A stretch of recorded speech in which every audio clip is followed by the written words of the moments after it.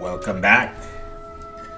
Last time on the exciting adventures of Beefstick the Barbarian, we basically skulked around the First Fires district, went into the Crucible Knights headquarters, talked to some people, grabbed anything we could pilfer without being caught, went to the Valiant Embassy, and now I'm outside the Ducal Palace. This is going to be the first episode after the patch. They patched the game last night. Fixed the issue where if you double click on an item to equip it, it strips your character permanently of racial bonuses and stuff. And they fixed that, and retroactively too, so just fix all that. And there's a whole bunch of other changes, including some balance changes. One that I'm not too thrilled about, and I'll show you in 1 second. What they did is they changed... Following your lead. Where am I? The abilities. There we go.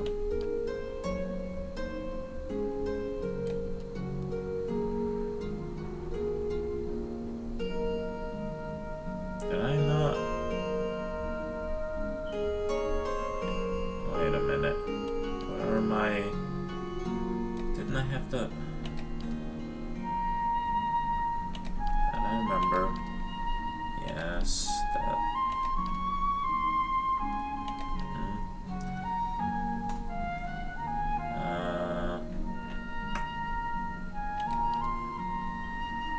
Oh, these are abilities. Where are my verses? Alright.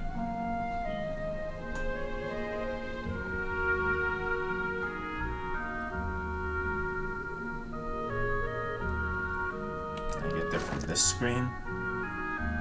I don't think so.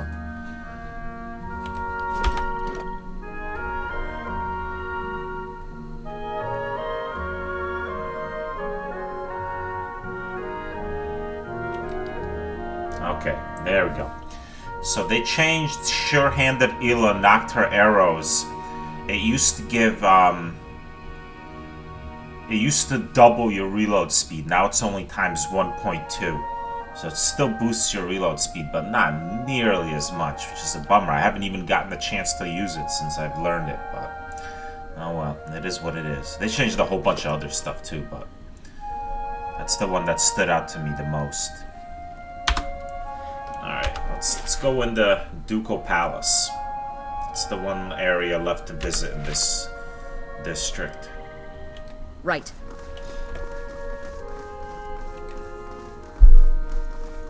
How much time do I have left building on this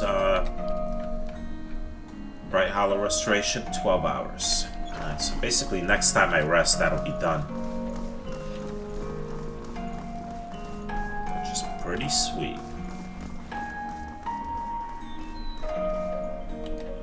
The direct way to get up the palace would be this way, but I'm gonna come around the side just to see if there's anything over here. Other than the exit of the district.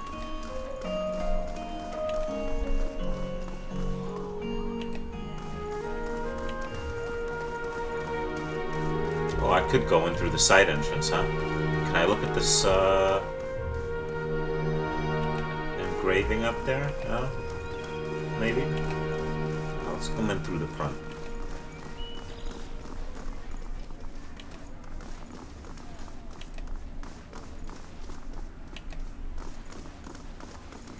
Nothing over here. No. Hello, gentlemen. How you doing?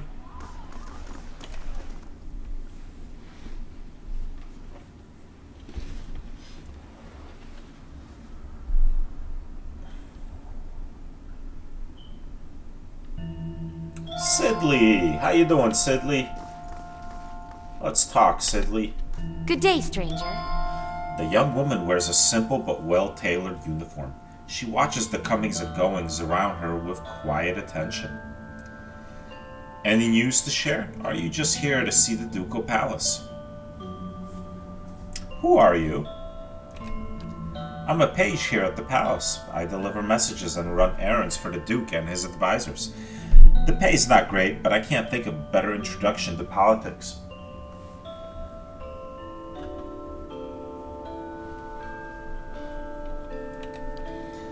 Looking for news? What goes on in here? She laughs. Where to start?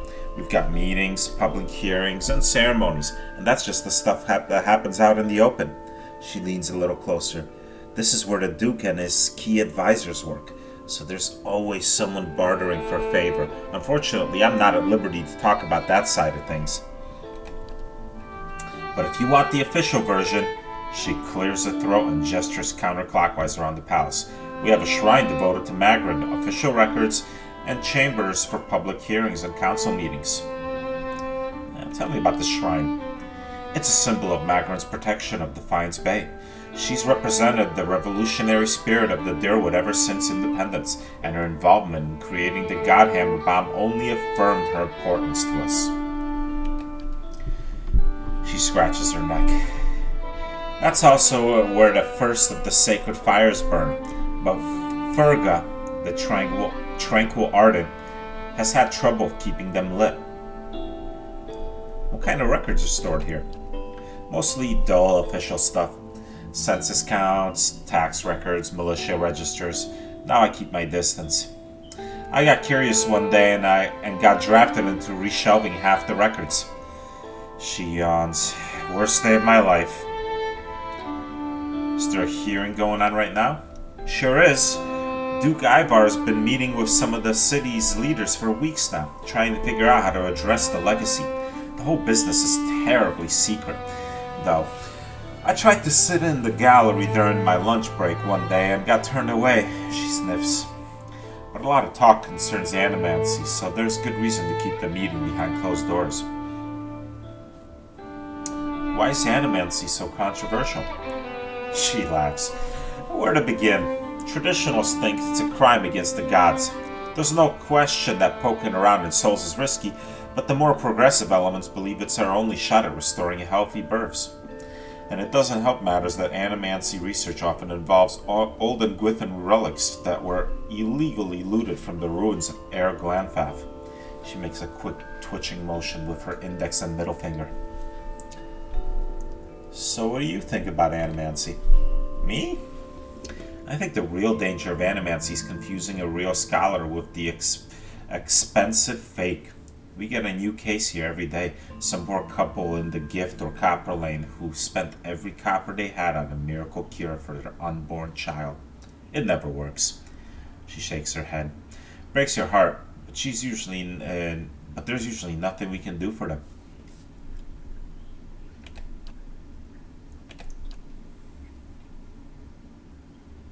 Tell me about the current Duke. That would be Ivar Wolfgren. Don't let the title fool you, though. Our Dukes have been elected since independence. Some find Duke Ivar rather coarse. He's a frontier noble. Personally, I think a rough-and-tumble type is just what Defiance Bay needs. And what is this palace? I mean, I have a pretty good idea, but it's the seat of government here in Defiance Bay. This is where Duke Admev Hadret declared freedom from Aduran rule some 150 years ago. She lowers her voice and grins. It's also a hotbed for regional politics. Trust me, the gossip here beats what you'll find in any tavern or brothel in the city. Durwood politics. It changes too quickly to be worth keeping up with. Better to strike up conversation in the taverns than to try to loiter inconspicuously in the palace corridors. Yes, Kana, but I'm going to loiter inconspicuously here nonetheless.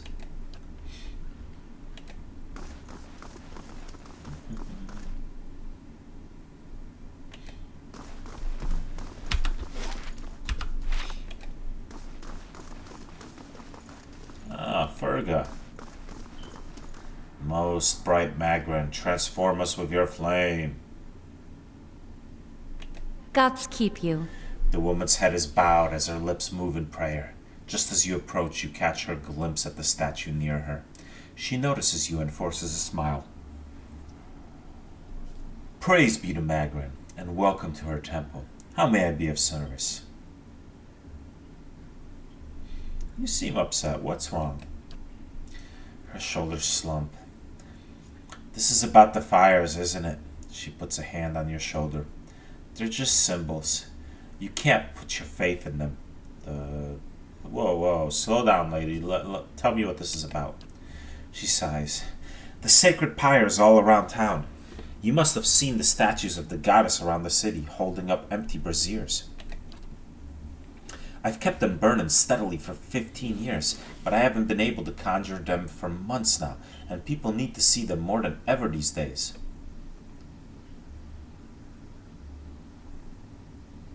What does that mean? It's my devotion and prayers that keep them lit, but lately, when I try to pray, all I can think about are the hollowborn all over the city, the grieving families, the refugees. She shakes her head. How could Magrin allow us to suffer like this? What strength should we gain from a soulless child? Durrance grunts with disdain. What strength do we gain from adversity?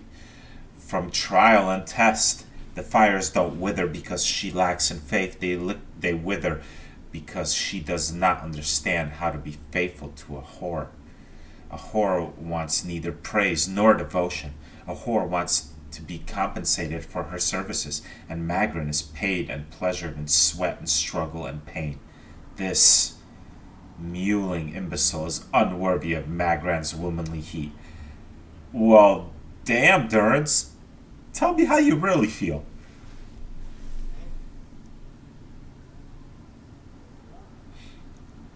Take heart, and don't abandon your faith so easily. She nods hopefully, her hands clasped together. You're right, and fortunately I believe Magran's been speaking to me again. She casts a glance in your direction. You don't seem like the type who has much use for the mysteries of faith, but I can't think of any other way to explain this. Lately, I've been seeing visions. A place in the wilderness with pools filled with sunbursts of color, strange falls that seem to rise to the heavens, even while they splash into the earth.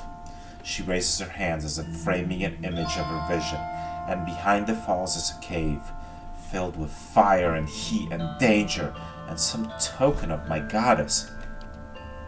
I know there's something there, but where it is or how I'd get there, she shakes her head. I've been meaning to ask around at the expedition hall to see if anyone recognizes the description. To be honest, though, I don't know what I'd even do if I found the place. Worthless, like so many of Magran's flock, afraid of her god's tests. If Magran speaks to her, it is to hasten an end to a hypocrite's life, and this vision is surely a death trap for the weak. Frickin' Durrance is not liking her at all. What's the significance of the sacred pyres? They symbolize Magran's power and guidance, and right now the people of Defiance Bay need to be assured of her presence. She crosses her arms, staring at the statue. Our neighbors in the Valian Republic see us as superstitious, but we're just sensitive to the signs and warnings of the gods. Something else? I'd like to know more about the temple here. Magran is the most revered goddess amongst us Durwoodens, so it's no surprise that her temple is part of the ducal palace. Her fires symbolize trials, revolutions, and the blazing of new paths, all of which are important to us. She gestures to the statue. This is the first of the sacred pyres. When this is lit, so are the rest around the city.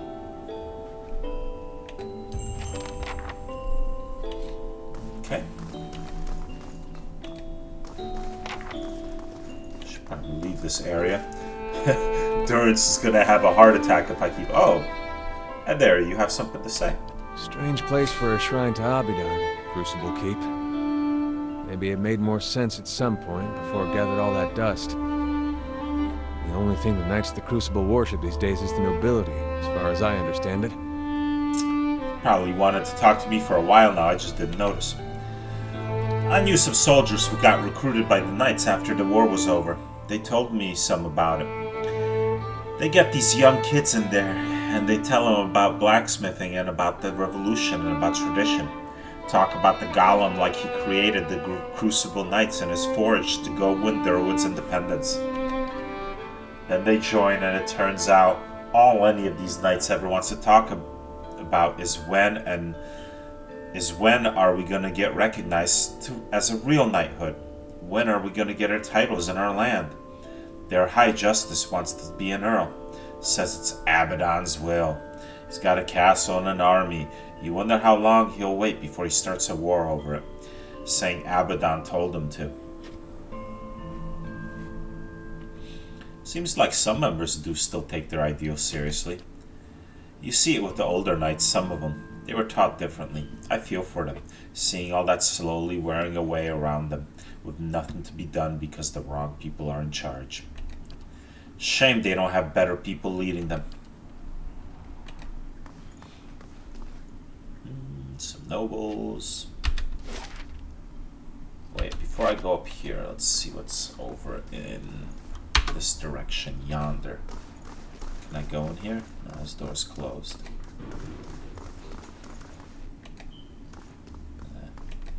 That's too bad. It looks like some stuff in here. That I could loot.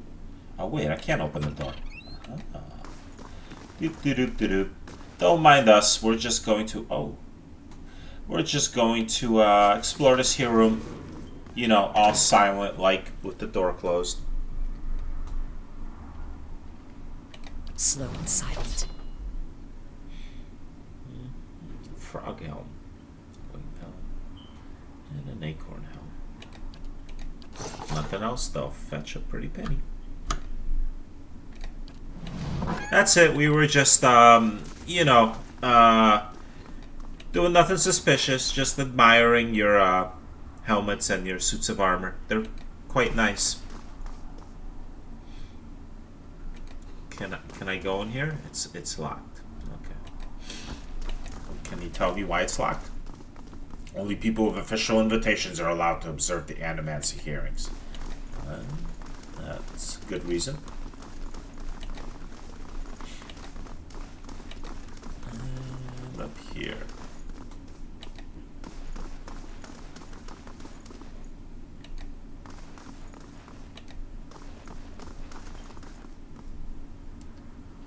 Oh, record keeper. That's stuff for me to look at. Let's talk to him first. How do you do? A taciturn man with graying hair pores over a tome he's just withdrawn from one of the shelves. He glances up at you with baggy eyes. Yes? Is there something I can pull for you?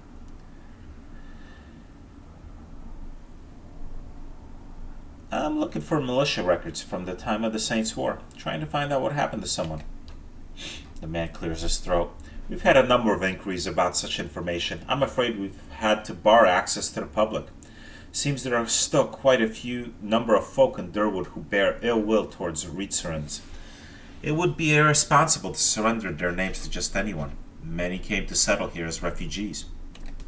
Perhaps if you were more established in Defiance Bay, things would be different, but I have no reason to suspect you to be any different from the others. Okay. And I imagine that, yeah, my reputation in Defiance Bay right now is neutral. I bet when I get that up to good or respected or something along those lines, then I'll be able to get records from this guy. In the meanwhile, I can browse this stuff. I think I've read this one. Yeah, I've read the Sermon of Struggle. Those lost in the flood. I may not have read this one. I never expected to see a massacre such as this in my lifetime. I was in my study, trying to pack up important documents for the evacuation, never dreaming the Adurans would act so drastically. It was my wife, Naylock, who first heard the cracking of the levees. We climbed to the roof when the water reached the top of the stairs. My 3 children, Nath, Libelsa, and Keir we held. The water reached our chests, and the only thing that kept us from getting swept away before it subsided was holding on to the chimney that we had just repaired. Other families were not so lucky.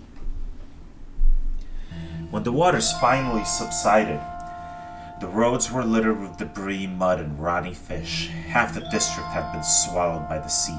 Bodies floated in the tide along with what was left in the homes. We burned the citizens we found. The poor souls should have nobody else to remember them by, so I'll document them here. I'm not sure if they had loved ones who survived the flood, but it is better their names be written down rather than washed away with so much else in the horrific flood. William Bloody Bill Thistlewood, Butcher. Albo Nordenbring, Professor. Reed Wolf, Spearman. Star Halfier, the devoted priest.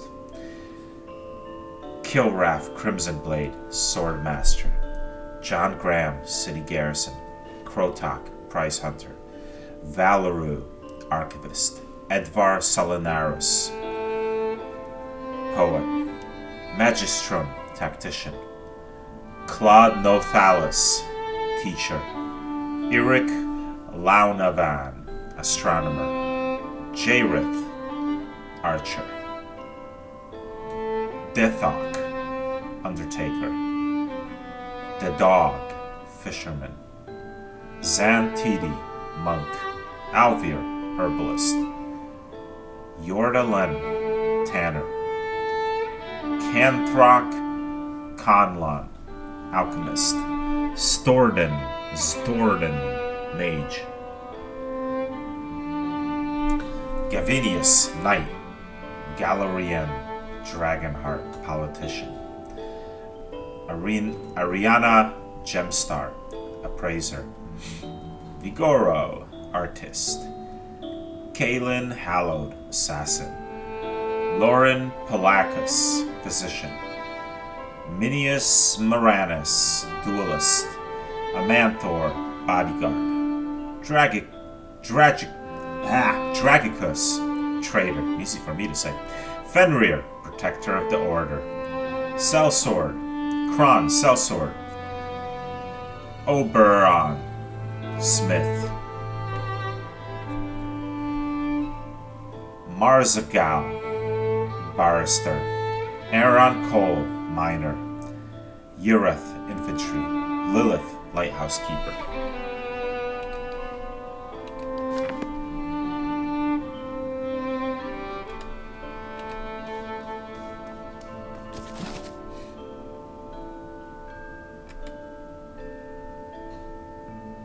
The Daughtry Burglar at Their Wooden Farce, Part 2. Belmus stands in front of the drink tray. Belmus, picking up a small metal box next to the brandy. What could possibly convince him to give her up? Belmus opens the box and observes its contents. He looks up, a wicked grin on his face. He closes the box and sets it down. He turns his back, lost in thought. The door flies open and Torfol enters. He sees Belmus and stops. Belmus turns at the noise of the door, eyes wide. Torfol. Beat. But... Belmus immediately rushed in, interrupting. Torfol, my good man, such a pleasure to finally meet you after so long. Torfol. Beat. Who? Belmus. Iraby, surely you were expecting me. Did you not get word I would be here tonight? Beat. When?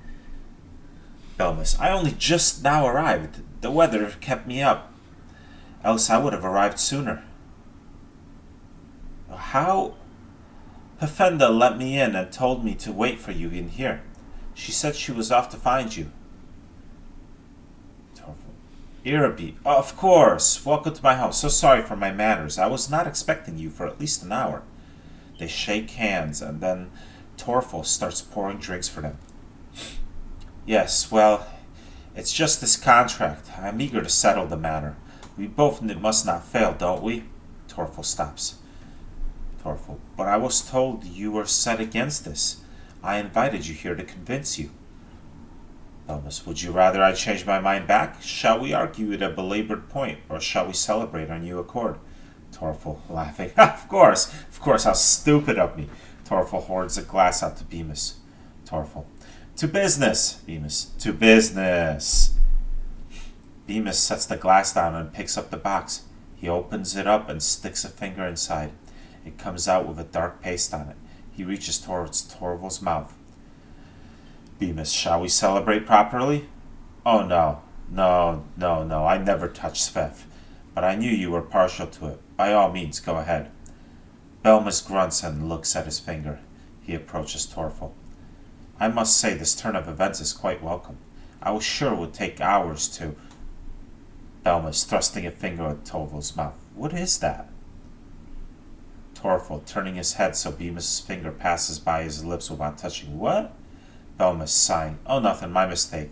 I was sure I saw something. Belmas walks around behind Torval and approaches him from the other side. Torval. I was sure it would take hours to convince you to see things from my side. It does my heart good, too. Belmas thrusting his finger at Torval's mouth again. There it is again. Torval turning his head so Belmas' finger passes by his lips without touching. What? Where? Belmas under his breath. Damn. Louder. Nothing. I guess I was imagining things. Torval. That must be incredibly important Svef. I've never heard of it working before application. Be careful now.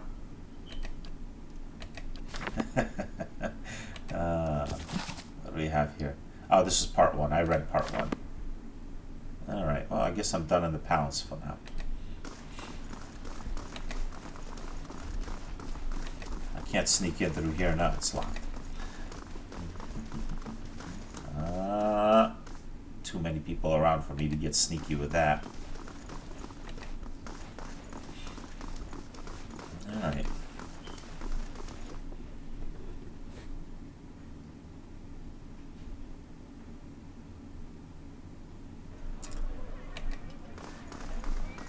Who are these people? Let the man to see the Duke.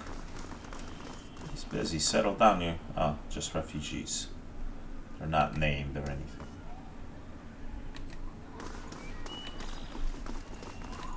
A smooth tongue helps.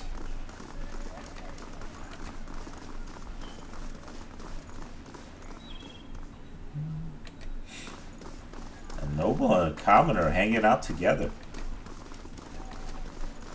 Huh.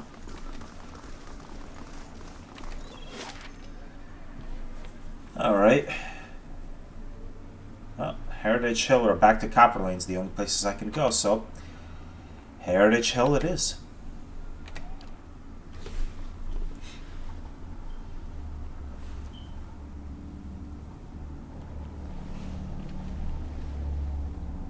Stash can now only be accessed by resting. Oh, is this a potentially dangerous area?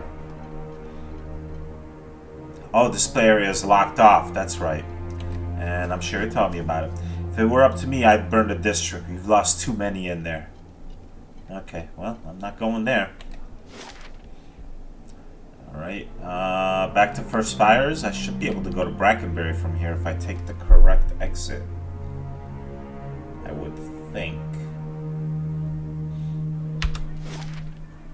Yeah. Alright.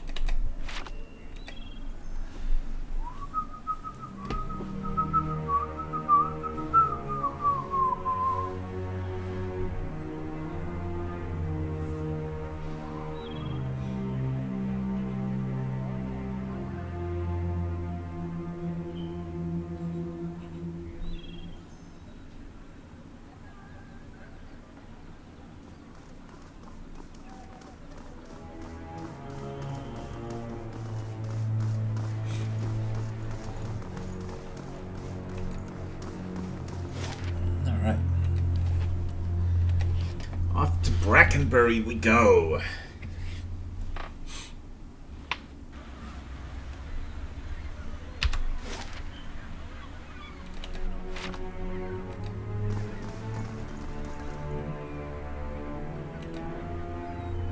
Animaster has nothing to say to me. Hello there, Greetings. Lady. A woman stands in the shade of the garden, muttering to herself. She's fixated on the pages of a large and well-worn tome.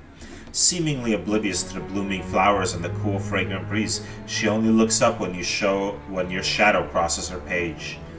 Do you mind? I'm rather busy. What are you so busy with? She snaps her book shut. I'm studying soul attachment. We all know that souls move into people at birth and out of them at death, but we still have a lot of questions about what makes them stick, so to speak.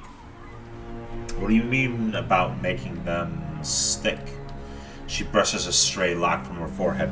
Souls power bodies and give their tissues life, but only when they're firmly attached. It's separation that leads to a whole spate of soul-related ailments, including the Hollowborn. But if we understood how to reattach souls, we could end Waidwen's legacy, maybe even conquer death. Well, ending Waidwen's legacy sounds pretty good. The whole conquering death part, that sounds like dangerous things you're playing with. She scratches behind her ear. That never ends well, you know, Needin. She scratches behind her ear. That's a theory anyway. Unfortunately, I don't have all the research I need to put it into practice. What exactly do you need? There's a manuscript called The Theorem of Pandagram. It contains research from Pandagram's experiments on detached souls. The Hall of Revealed Mysteries is rumored to have a copy in the Elder Archives. Yeah, well, I can't go in there just yet. Pandagram's work is considered to be one of the more daring animancy texts. Not something generally circulated among novices, nor easy to get a hold of. I wonder if we might have a peek at it. Yes, Canna, I wonder. The theorems could advance my research by leaps and bounds, but Grimda, the High Archivist, worships Whale, which means she has some paradoxical views on sharing and restricting knowledge. And since we're not exactly since she's not exactly a proponent of animancy, she tends to restrict the kind of information that would be useful to me. Maybe she could be persuaded. You're welcome to try, but you wouldn't be the first. She sighs. Look at me spilling my troubles. It's kind of you to listen, but I should really get back to my work. Anything else? Tell me about yourself. I'm an animancer at the sanitarium. Currently, I'm researching matters related to Waidwen's legacy. Well, I know what Waidwen's legacy is. Tell me about these theorems, such as...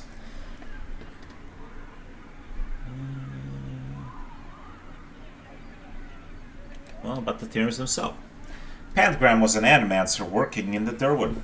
He had some interesting theories about essence and some rather innovative techniques for studying it.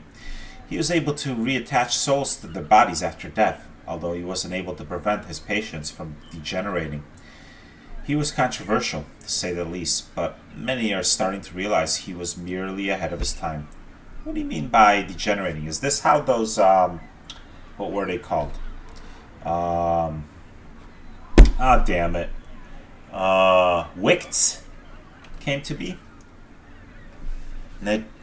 Needin twists her hands together. Well, there seems to be a tiny problem with reattaching souls after death.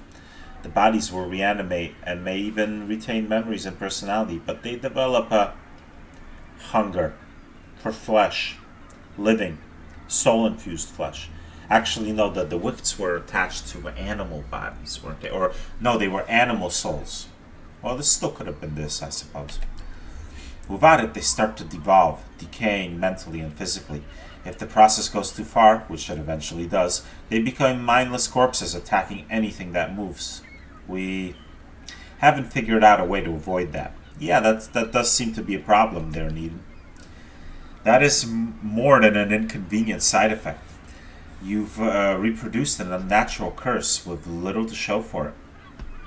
That sounds like necromancy. Nonsense! Necromancy is magic. This is science. She emphasizes the right word, the last word. Yeah. No, I don't. No, no. I think those two overlap a little more than you think. I know about Grimda and all this stuff. So, yeah. Bye. So what do we have here? We have Sanitarium. Go to Andra's Gift. Hadret's house. House. Domanel. Raymond Manor. The Charred Barrel. Is that an inn? Alright, well, since I'm right here, let's just go to the sanitarium.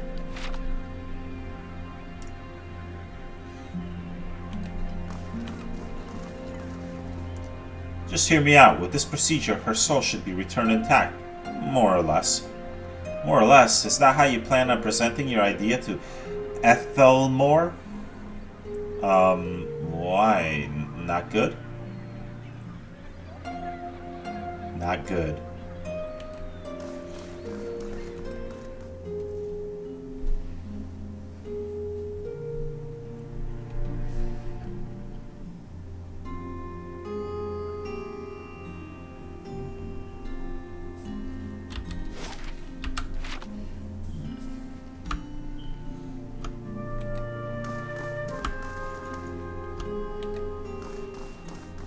What do we have here? The table is set with an assortment of leaflets and booklets with titles like Practical Benefits of Animancy and Soul Adjustment for the Well-Adjusted Soul. Oh, what with their tricky titles.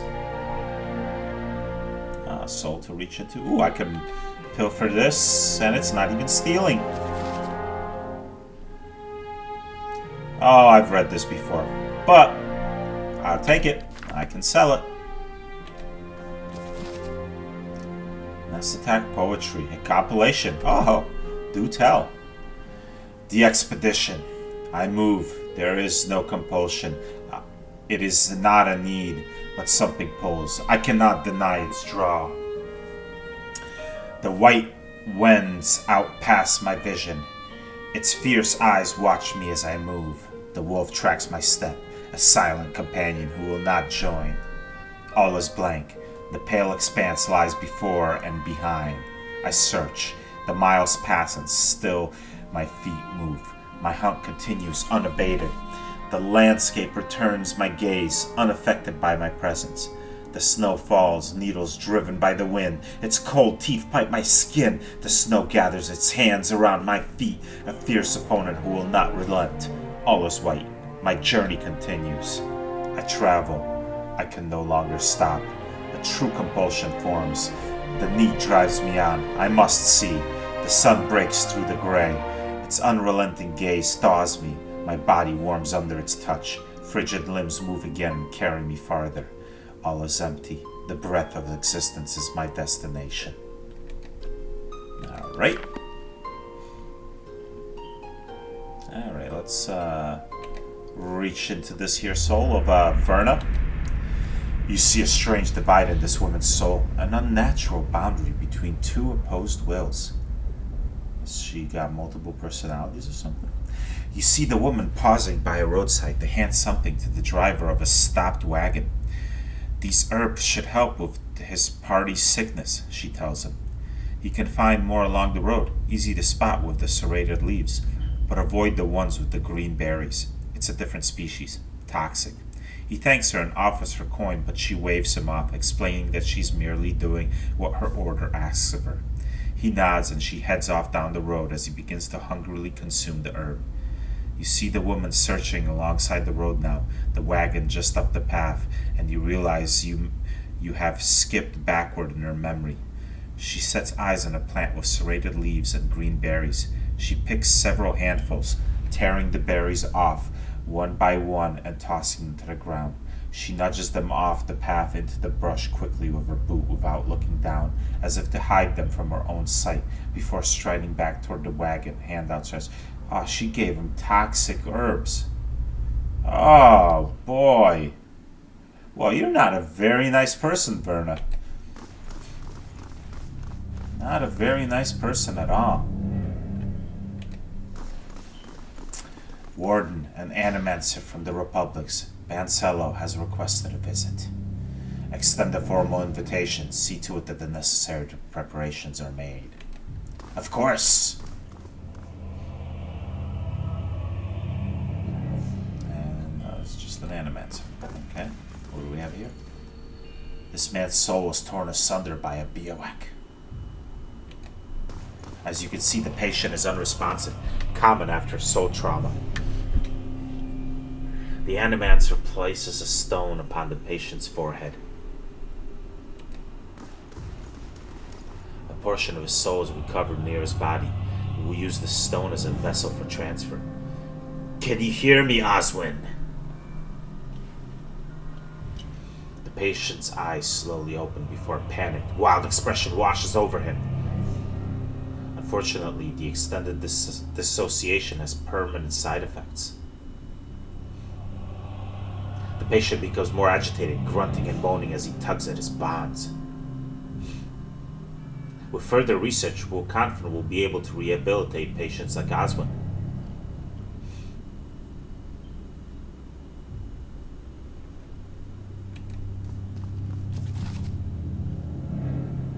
I've read this. Still take it though. This table is set with an assortment of leaflets and booklets with titles like, that's the same as the other table. Who is this, by the way? Oddmer. Well, maybe I should talk to Oddmer. Good day to you. A bald man with a crooked nose gestures in demonstration over the still body of a patient before a small gathering of interested onlookers. Feeling your gaze, he pauses his discussion. Have you come to sit in? What is it you do here? Close as we are to the Glanthathan wilds, we get a number of biowac maimings every year, survivors dealing with the complications from exposure. This fellow here is a severe case. His essence is a mere whisper of what it was. Well, I'm a biowac survivor. I am early in my research, only beginning to understand how they work, but in time I hope to find a way to protect people from the storm's effect. That's it? Okay. Well, good luck with that, Oddmer. Well, another soul to reach into? Why, yes I will. Thank you very much. You see a dark room with garish furnishings, a large bed covered with pillows, several couches, and expensive rugs. This man is sitting in a chair pushed against the wall of the room opposite the door. He is dressed in dark clothes with black cloak wrapped around his shoulders, its hood pulled close around his face. Shadows fall across him, the darkness rendering him virtually invisible. Two other men wait in the darkness with him, watching the door. All three are motionless. Noise from the crowded common room bellow echoes up through the floorboards. The handle rattles. A man staggers in, dragging a young woman with him. The two standing men exchange a quick glance, one of them tilting his head and shrugging only slightly before jumping to the task at hand. One steps forward, grabbing the girl's wrists, wrenching it from her escort's hand with one hand while pushing the door closed with the other. Then, that hand is over the girl's mouth before she's even aware she's in someone else's arms. He takes a dagger from its place on his belt and draws it across her neck. He holds her still, waits for the struggles to stop. The other standing man has already subdued their target, now tied to a chair, arms and legs bound with a rag stuffed in his mouth. The girl, no longer moving, is placed under the bed, the man who dealt with her taking his place beside the other. They stare down at the man screaming against the cloth, but the muffled sound is unheard over the raucous noise of the scream of the crowd below. One of the men begins murmuring softly, putting his hand under the chin of the man in the chair. There's a brief flash of light and the man stops struggling, a sudden, placid look in his eyes. The two captors ask various questions that the bound man answers happily. After they finish, the two look at the man sitting against the wall. He has not moved as the events transpired before him, but only sat, silently observing everything as it happened. He stands, holding the cloak closed around him. He nods to the two men. He then walks to the door, opens it only far enough to allow himself to exit, and leaves them to finish their task. Well, that was pretty gruesome.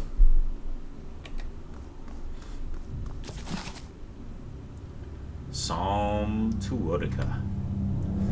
Ye exiles, ye broken, fear not the vengeance of the burned queen. She watches from her throne, ever vigilant. She hears the doth thou speak at her altar. She hears the oath thou doth speak in thy home. She hears the oath thou doth speak in the dark. For ye who would keep thy word, thou shalt escape the justice of her gaze. Beware, ye liars, ye unfaithful. Beware, ye with hardened heart. Beware, for the eye of Utica will not be blinded. She hears the sundered oath. She is not fooled by the winding path. She attends the broken promise. She sees the deceiver. There is no shadow too dark. Her gaze will find thee. Her justice will not be restrained. The fires of justice will never be quenched. The throne will crack. The law will burn. But the queen that was always will be. Speak not an untruth, or thy tongue will be bound. Remember thy place. Remember thine oath. Remember thine queen.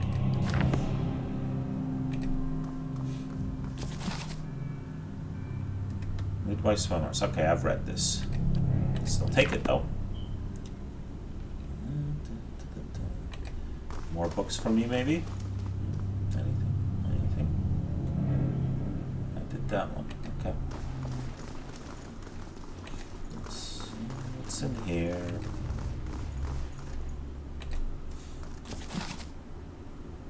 They're customs. I've read this. Take the book though.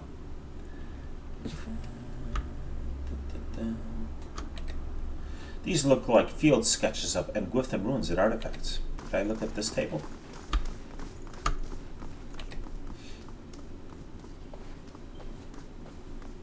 What your soul may be trying to tell you.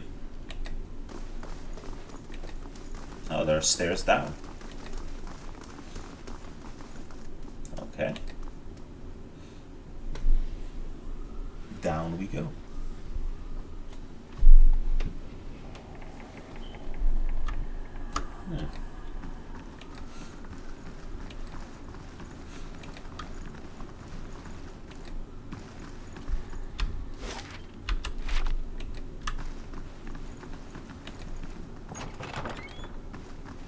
Are these the sleeping quarters? Belasag. Good day to you. A woman paces back and forth, her feet crunching on the soft red carpet. She gestures and mumbles to herself, shaking her head as she pores over pages of notes. She almost walks into you. Ecosi!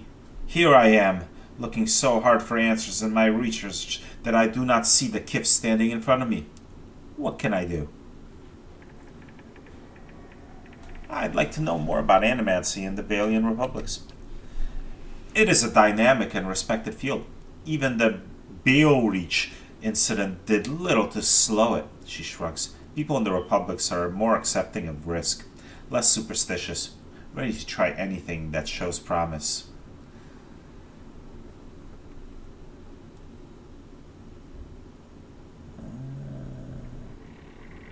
Yeah, I'm gonna... let's,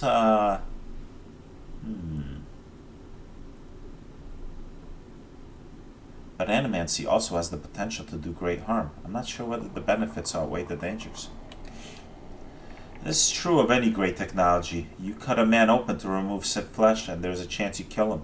Build a boat to explore a new land, and perhaps it sinks when you board it. But surely these things make us better, even though they sometimes fail. Well, you got a point. Something else you need? Well, what do you do here? According to my research grant, I study awakenings. Sublimating pre-awakened souls has been one of animancy's greatest successes, and I am working on a method to replicate the process on an awakened souls. She gnaws at her lip. But truth is that I find few suitable subjects here. Waidwen's legacy has left plenty of awakened souls, but most are too broke for study. She sighs. I fear I will return to Revua with nothing to show for my efforts. I'm awakened. I've been recalling flashes of a past life. She scratches her chin. Most interesting, but not the kind of awakening I can study, I'm afraid. I need someone whose awakened soul can be triggered with predictable stimuli. Souls such as these tend to manifest as alternate personas in the host. She gives you a broad, strained smile. But I thank you for the offer. All right, well, I tried to help. This strange device seems to thumb with power. Whoa, that's some sort of restraining... Oh, man. I want nothing to do with that thing. That looks like something out of Frankenstein. Motorhead. Oh, that's not even stealing. In the corner of Modron's lab rests a large weathered trunk. It seems likely to contain something important, if only by virtue of its size.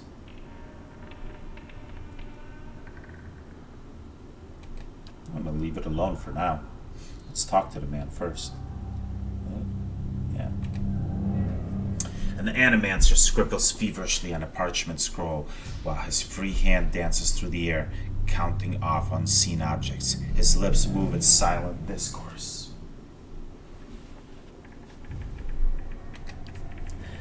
As your shadow falls over a scroll, he looks up at you with mingled perplexity and irritation.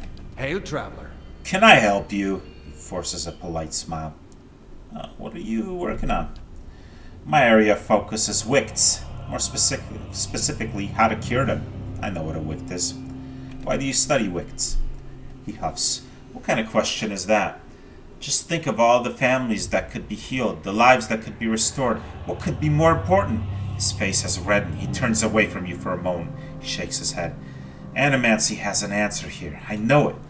It's simply a matter of working it out. I see. Let me be quick about it. Don't touch anything. The sanitarium has a lax visitor policy, but I don't.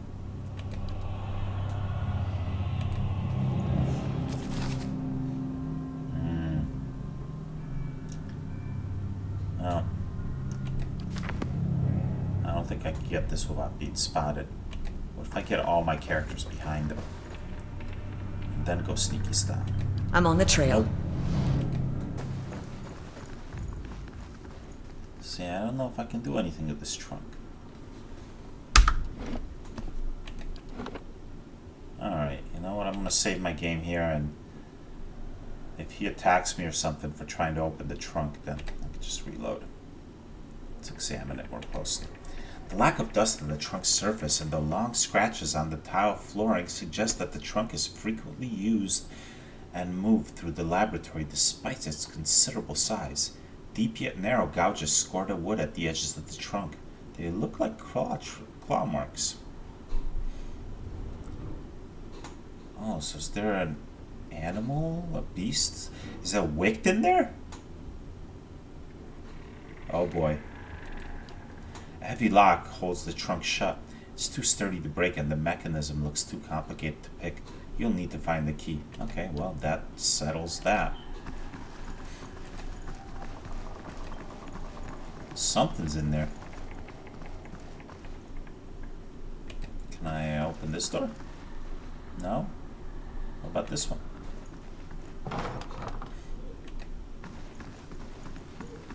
Nobody's in here. The edges of the cage are dented and scored with claw marks. Well, that's reassuring. Why can't I open this door? Why must this door bar my way? Hello, guards. Sometimes we get people in here trying to make troubles for the Animancer, so I'm not looking to make trouble. Alright, I don't have the key. Let's leave this place for now.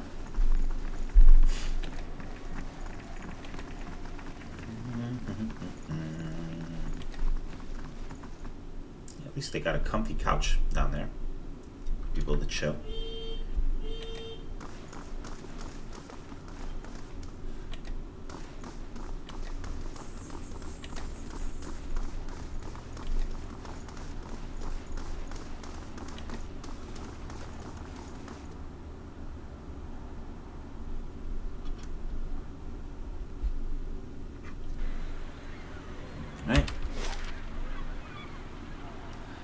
Let's go to the Hadret house.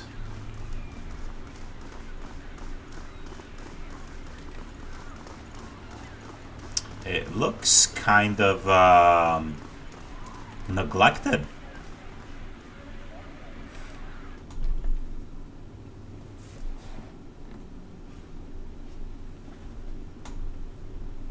The exterior, anyway. Done with agent. Done with agent. Kern's wasting his time with those disappearances.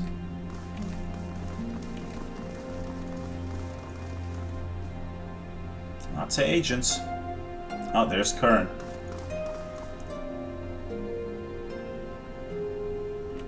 Alright, let's talk to Kern. Is he in Orlan? Oh, it's in Orlan.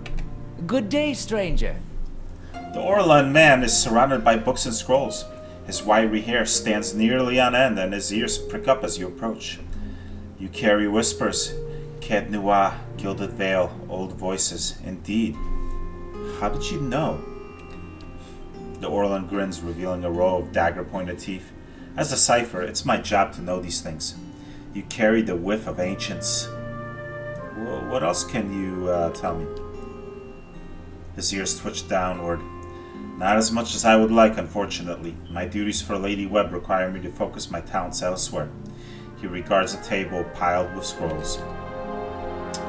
What brings you to Dunwood Row? Ah, yes, the affidavit. First, let's talk about some other stuff.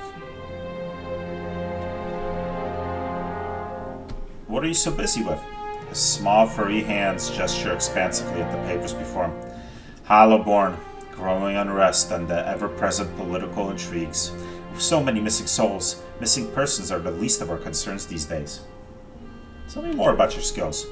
I check for soul connections, looking for lost things, missing things, or troublesome things, particularly where people of power and influence are concerned. I'm a Cyper. In Air Glanfath, we were once known as Brishelgwyn, Mind Hunters. Nice title, yes? But it wasn't until the Animancers began working with my kind 40 years ago that we truly understood her power. Now we make some of the best detectives in the world, tracing souls. We can look at a person and see where they've been, or look at a weapon and see who has touched it. His nose twitches as he looks at you. Useful for solving crimes, as you can imagine. Looks as though you could use some help.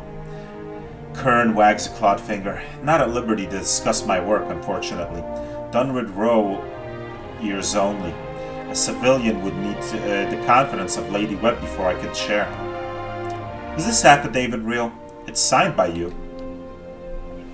He holds the page but seems to stare through the words as if something woven in the fabric of paper. Kern bares his pointed teeth. I remember Penhelm. A preening peacock of a man, his mouth dry and hands moist when I told him he was a sole descendant of an Aduran general, one who fought against Hadron's rebellion. He scans the affidavit. A forgery, and not the first I've seen. He hands it back to you. But I have no time for the knights and their obsessions. Bring this to his commander, Cleaver, and show him the seal. He points to the wax stamped by the forged signature. If it compares with another, he should be able to spot the difference. Alof's gaze flickers to you. Doom a man for the soul the gods gave him? Seems rather unfair. Well, now I can decide what to do with that. The scrolls are wedged tightly in the shelves. Each has a name scrawled on the outside. If nothing else, I could probably use the tell Penhelm about it and be like, listen, hand over the breastplate and I won't, I won't turn this into your commander. Nah, can't take that without being caught. Alright. Let's go over here. Maybe we could see this Lady Webb. Some of the vintages are even older than Defiance Bay. Oh, they got wine. Nice. And over here.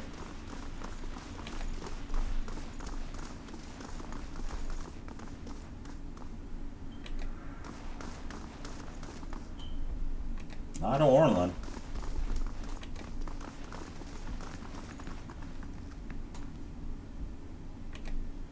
Either these notes are written in code or the author's handwriting is atrocious.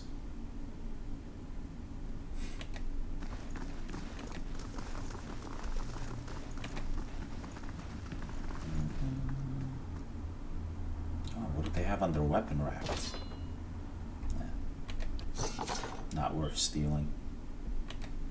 I mean, I'd steal it if there weren't people around. But alright.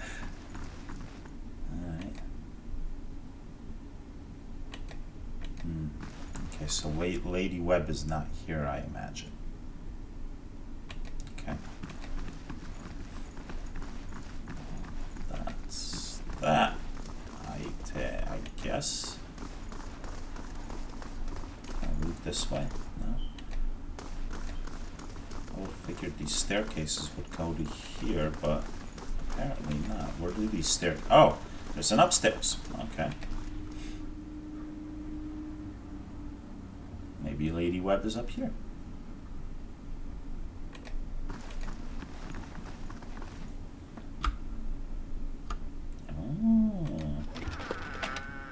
Wait, I'm not sure if I'm seen right now. Slow and silent. Okay. Arbalest, Peridot, and money. Found almost exclusively in a pale green color. Peridot is a glassy stone that is easy to find but difficult to find in specimens of gem-worthy quality. It's worth money. That's the most important thing. Thank you very much.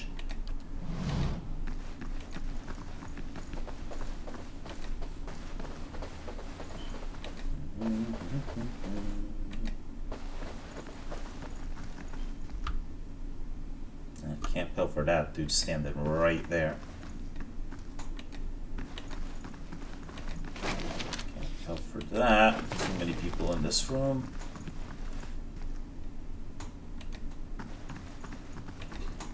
If Lady Webb wants to see you, she'll send for you.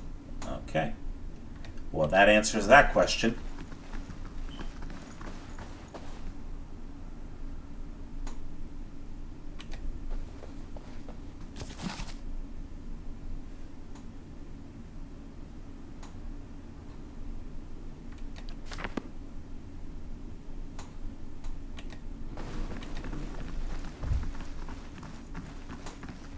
Alright, I guess that concludes my business here. For now.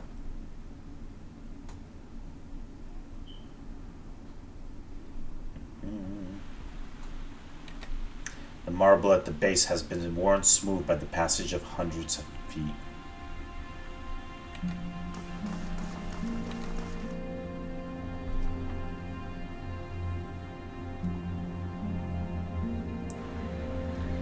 Penhelm's face is white.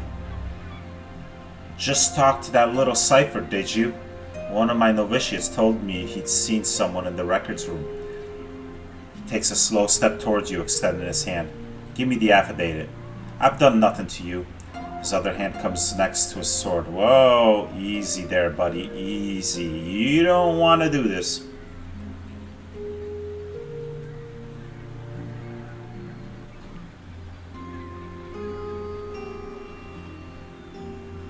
What does this mean to you?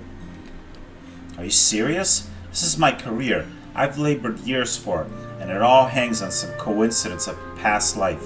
Any Derwooden, rich or poor, can aspire to a position in the Crucible Knights. Anyone can rise to the rank of High Justice, except for those of us born with the wrong soul. Tell me how that's reasonable.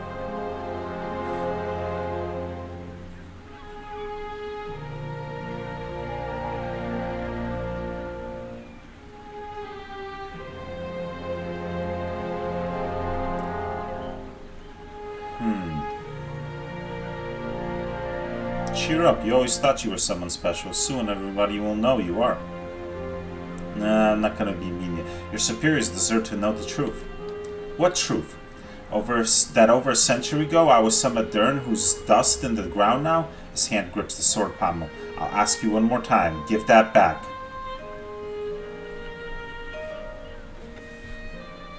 I'm not interested in fighting you. Then you should have minded your own business. He draws his sword. I won't let you destroy my career over this. Wow. Well, he's not giving me a choice then. I wonder if I had handed over him, I could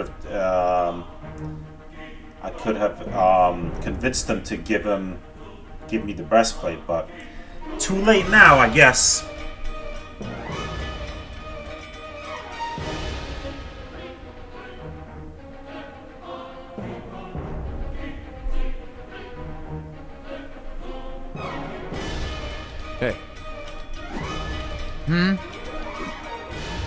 Why is he... Oh. Oh, he's a third weapon set. I get it. Must have gained that when he leveled up. Alright.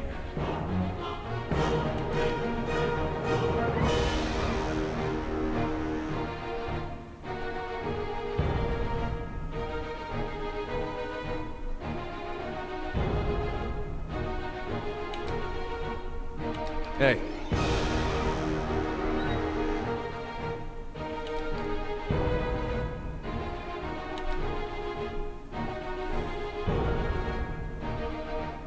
Hi?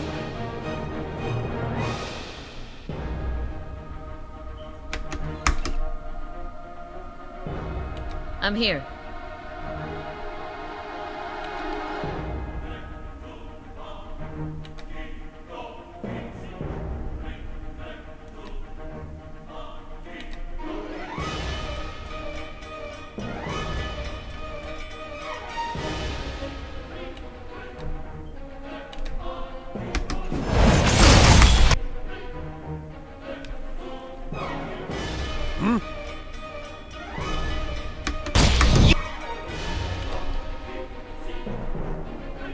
Hi?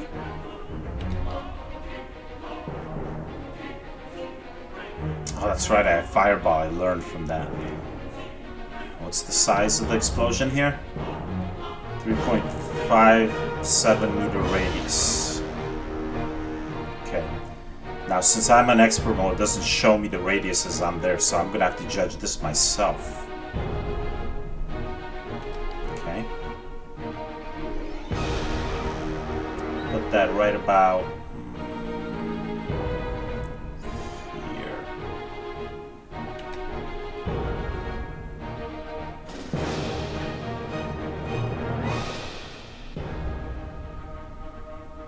You swear!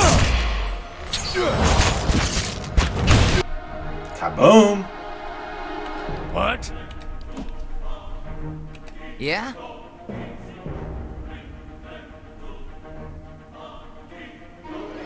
Wow, we barely scratched Penhelm. I should take care of all the other chumps first. That would probably be the wisest way to go. How may I help?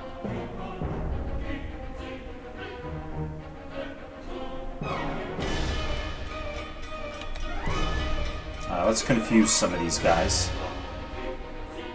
Hmm? Eder, why are you all the way over here? But whatever, you've got this guy almost dead. Well, the fireball did most of that.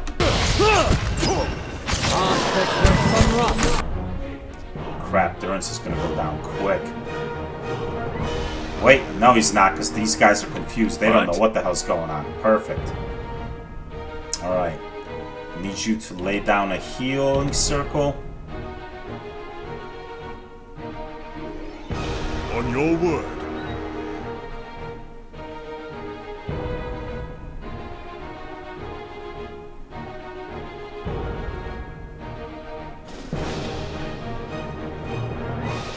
Hi?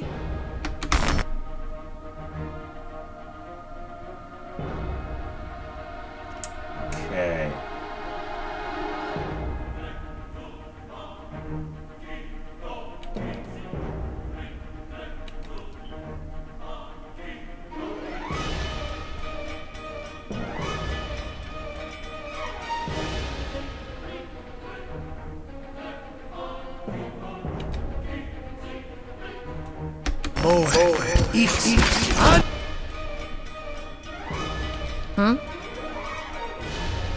I'll have her switch to melee and attack this guy.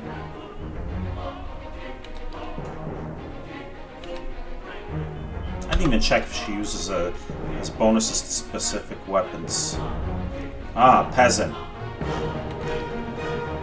Hatchet, spear, quarterstaff, hunting bow, unarmed. Alright, so I'd be better off giving her the hatchet back and not using the flail. Alright. Well, I'll do that after the battle.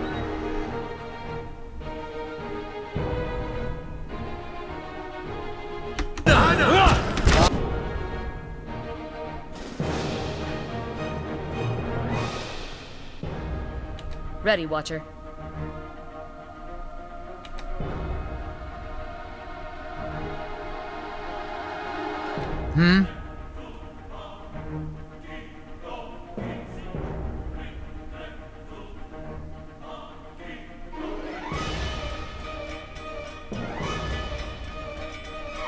What?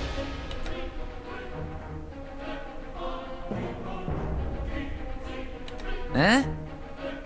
You still haven't used Barbaric Blow? Frickin' use it. Hey, Still hasn't used Knockdown either. Are you kidding me? Come on.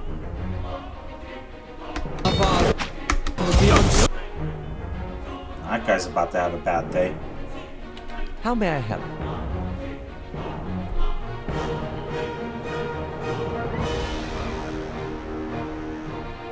I have a clear shot at this guy. I'll move Ready, Watcher. Sagani out of the way over here. That guy's done.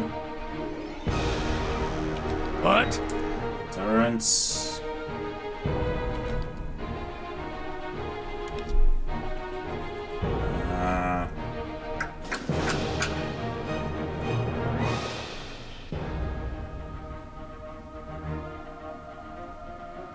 How big is the area of effect here? Target plus 1.7 meter radius. Well, it's probably more important for him to heal himself right now.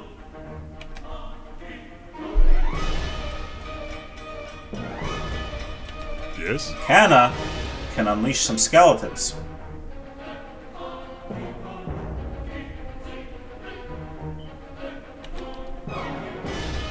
Which shall be most helpful to my cause. Ah, very good, Durance. Alright, now that you're healed What? somewhat, let's get this pillar going.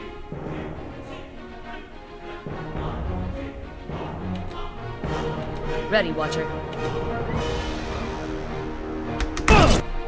Hi?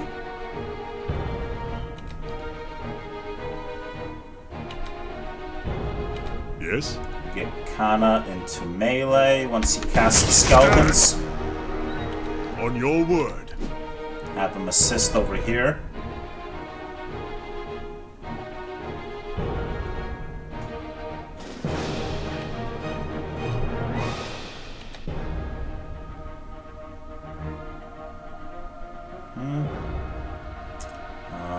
Let's see. Hey, Do a knockdown on. You know what? Let's take out this novitiate first, and also go into vigorous defense. Although you don't really need to. You're not hurt or anything. Beefsteak. Huh? You're good. Oh, I forgot those guys came out of being whatchamacallit, confused. That's alright. Take care of him quick enough. Finish this guy off first. Oh, Penhelm's going after Durance, huh? Well, that's uncool. hey, Alright, there. Keep him busy. In fact, the skeletons can finish this guy off. I'll have Beefstick Yeah? go after Penhelm. Hi? Let's see, Alof. Hit this guy with your Grimoire. He's done.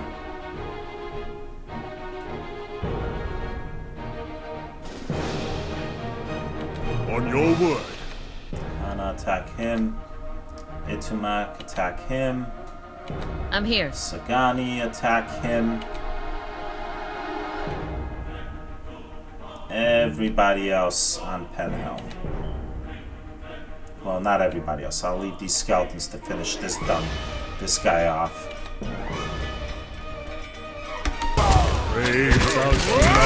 What is this guy doing? I'm not worried about him stabbing me in the back. I'm more worried about Penhelm killing Durance or knocking him down. Let's see. Yes?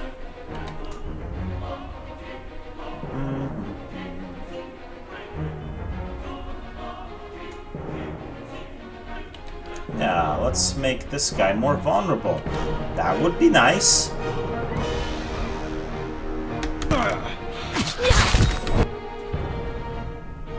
Ready, Watcher.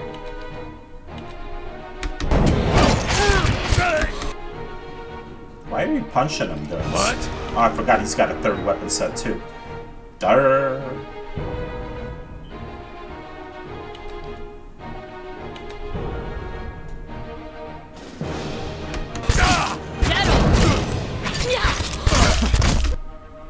Oh, I got knocked down. It's alright, I'm doing well.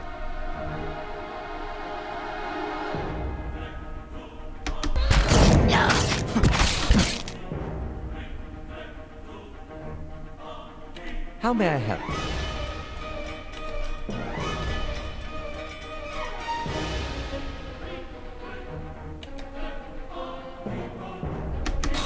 Backbone's fail.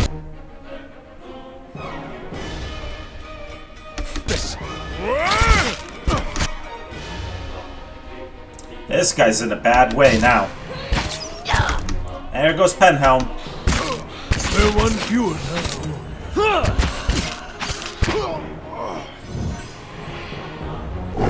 Well, I was gonna try to reason with Penhelm and make a non-violent outcome of this, but it looks like he didn't give me a choice. It is what it is. I'm not doing this over. I'm not metagaming this. I'm here. Alright, so everybody's got 3 weapon sets. Okay. So, does she still have that other hatchet? I sold it, didn't I? Ah, crud. Oh, is it in the stash? No? Bummer. That's okay. So what weapons are they again that she has bonuses with? Hatchet, spear, quarterstaff, hunting bow, unarmed. Alright.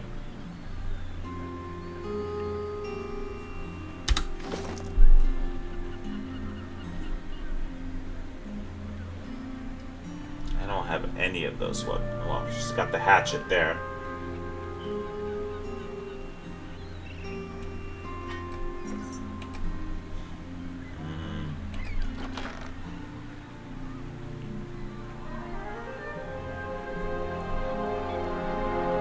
Oh, I do have a spear. One-handed. Perfect.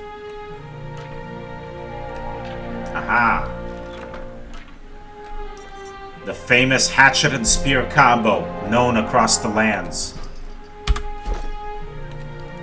Okay.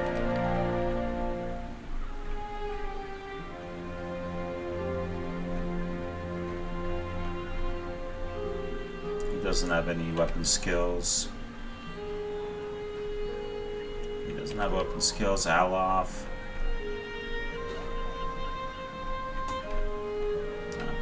Okay. Looks like I'm good to go.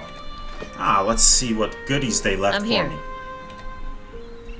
All these swords, breastplates, helms, money. Ah, so much good stuff to sell. There's the Osric family breastplate.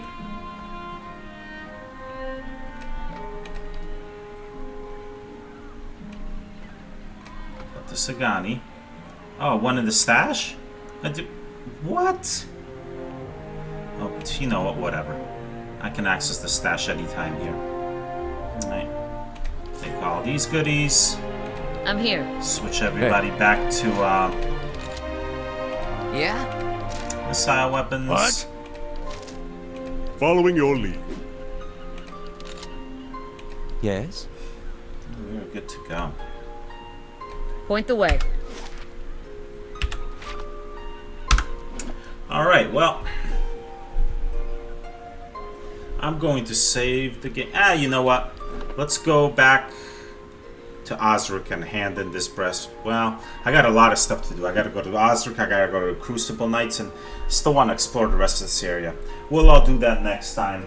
I'm gonna save the game here, and we'll explore the rest of this area.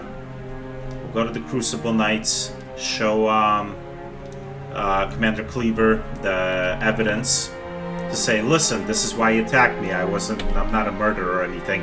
I should probably do that first, because I mean, I just was in a battle with some guards out in the middle of the street. That probably doesn't look too good. Then I'll go to the Expedition Hall and give this breastplate to Osric. And we'll do that next time.